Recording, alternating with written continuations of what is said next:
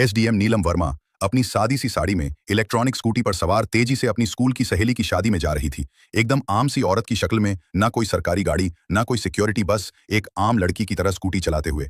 जैसे ही वो शहर के करीब पहुंची तो सामने पुलिस की चौकी नजर आई। 3-4 पुलिसकर्मी चौकी के बाहर सड़क पर खड़े थे और बीच में दरोगा संजय कुमार वर्दी में खड़ा था। उसने सामने आते ही एसडीएम नीलम वर्मा को हाथ में डंडे के इशारे से रोकने को कहा तो नीलम वर्मा ने स्कूटी रोड से नीचे उतार ली और साइड में लगा दी। दरोगा ने कड़क आवाज से कहा, कहां जा रही हो?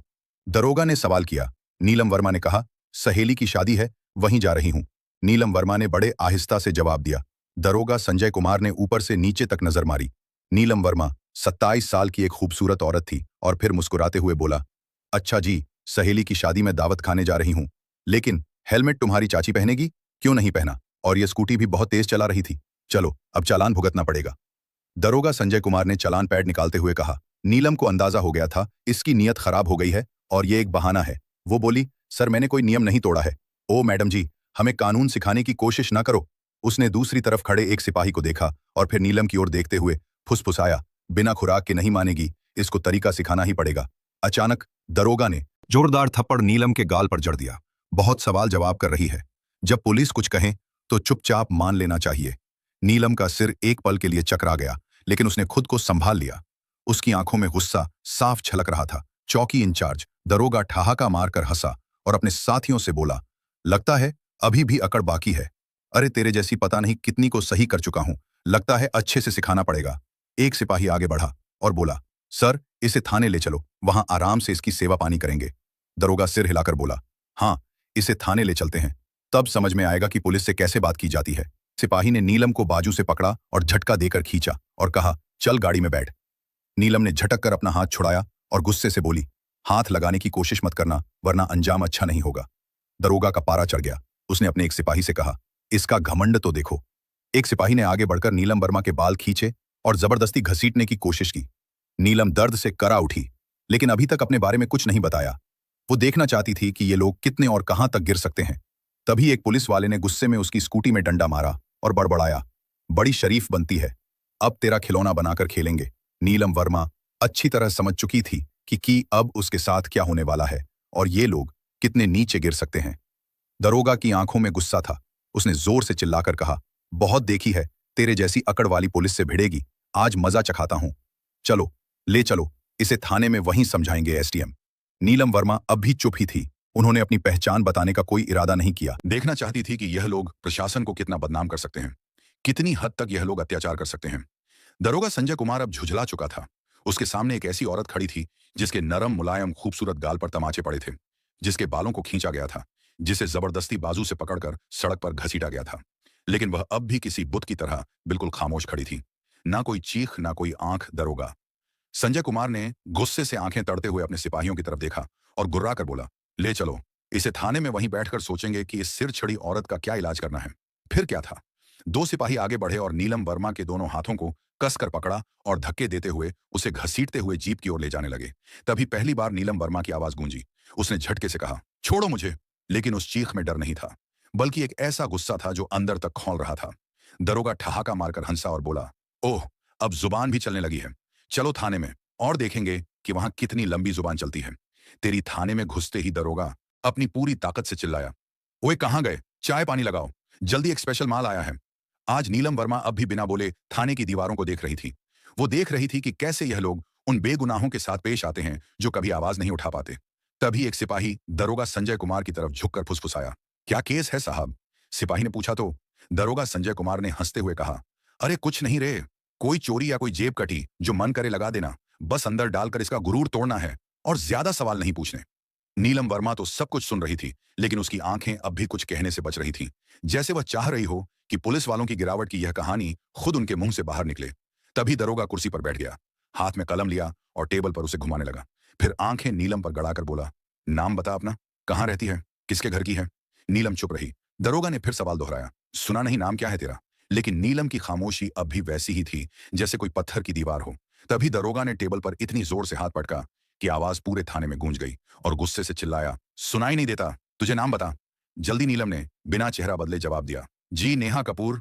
दरोगा ने उसके चेहरे को घूरा और हंसकर बोला, ओह बड़ी समझदार निकली, तू झूठ बोलने में भी तजुर्बा है। लेकिन याद रखो, ज्यादा चालाकी की तो बहुत भारी पड़ेगी। गलती एक भी की तो पछतावे का वक्त भी नहीं मिलेगा। नीलम वर्मा को जबरदस्ती उस सड़े हुए लॉकअप में धकेल दिया, जहां पहले से 2 कैदी बैठे हुए थे। उनमें से एक ने नीलम की तरफ देखा और बोला, बहन, तूने क्या कांड कर दिया?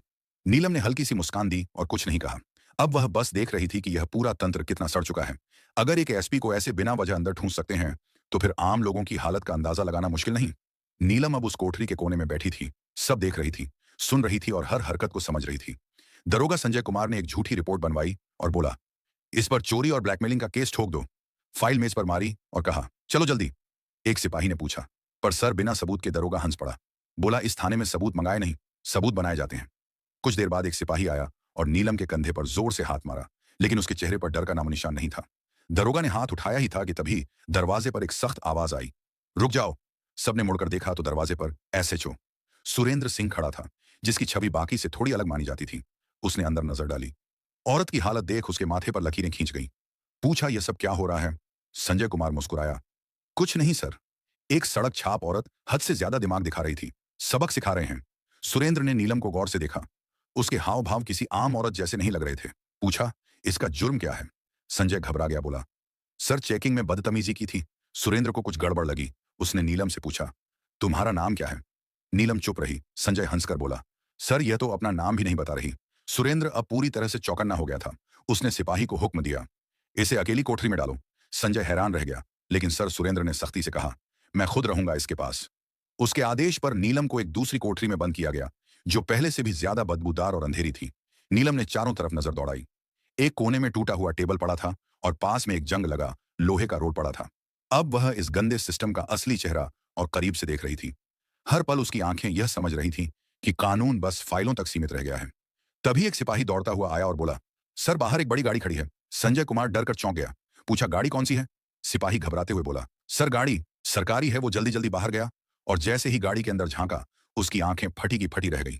वो हड़बड़ाकर वापस आया और धीमे लहजे में बोला, सर। संजय कुमार झुंझलाया। क्या हुआ, कौन है? सिपाही कांपते हुए बोला, सर, डीएम साहब आए हैं। संजय कुमार का चेहरा पड़ गया। ऐसे हो?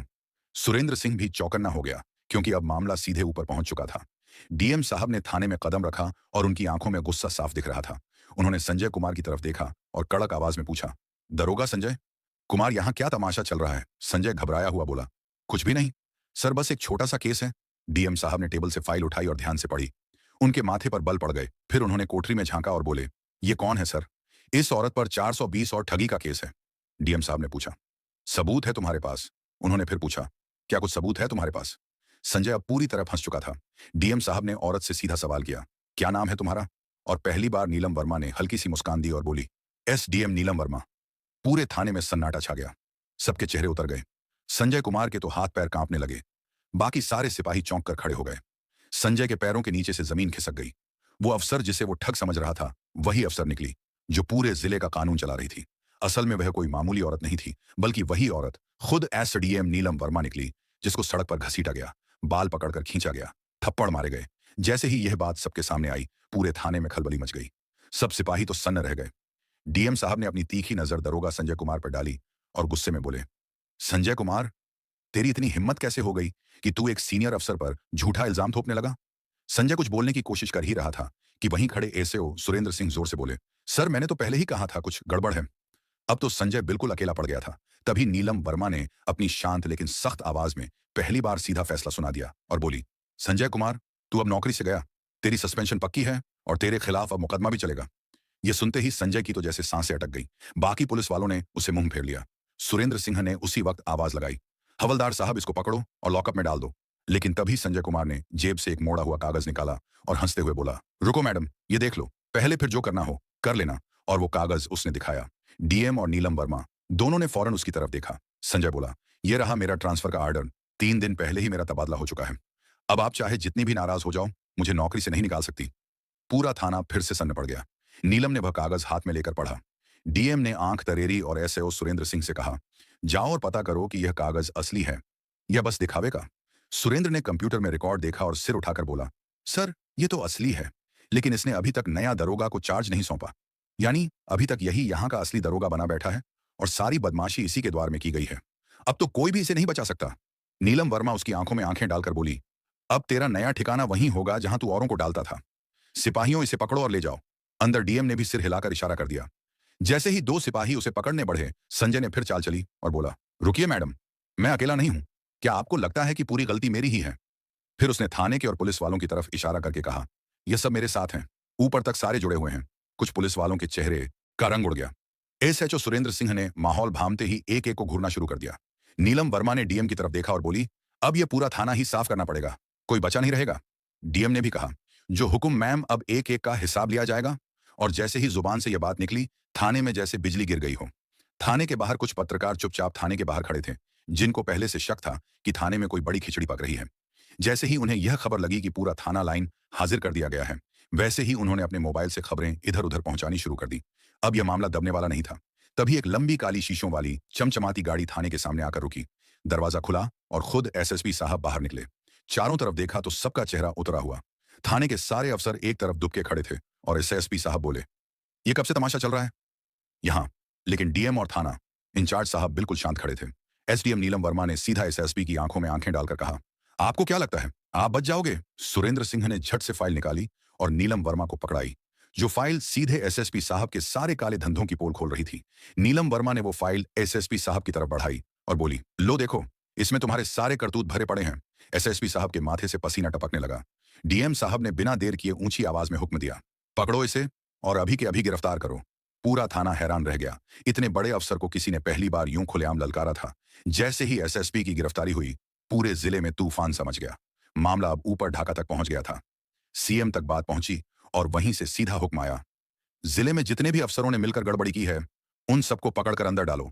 अगले ही 2 दिन में पूरे जिले से 40 से ज्यादा पुलिस अफसर, 10 से ऊपर बड़े अफसर और गिनती भर के नेता गिरफ्तार कर लिए गए। पूरे फरीदपुर जिले की हवा बदल गई। अब चारों तरफ बस एक ही चर्चा थी, एसीडीएम नीलम वर्मा की ईमानदारी और हिम्मत, जिसने पूरा सड़ा गला सिस्टम हिलाकर रख दिया। अब प्रशासन में एक नई रफ्तार थी, एक नई सोच थी और सबसे बढ़कर एक डर था कि अब कोई भी बच नहीं पाएगा। नीलम वर्मा का काम अब पूरा हो चुका था। उन्होंने दिखा दिया कि अगर अंदर से इरादा साफ हो तो सारा का सारा मुल्क भी सुधर सकता है। तो दोस्तों, अगर ये कहानी पसंद आई हो तो लाइक करें और चैनल को सब्सक्राइब करें। बेल आइकन का बटन भी दबाएं। शुक्रिया।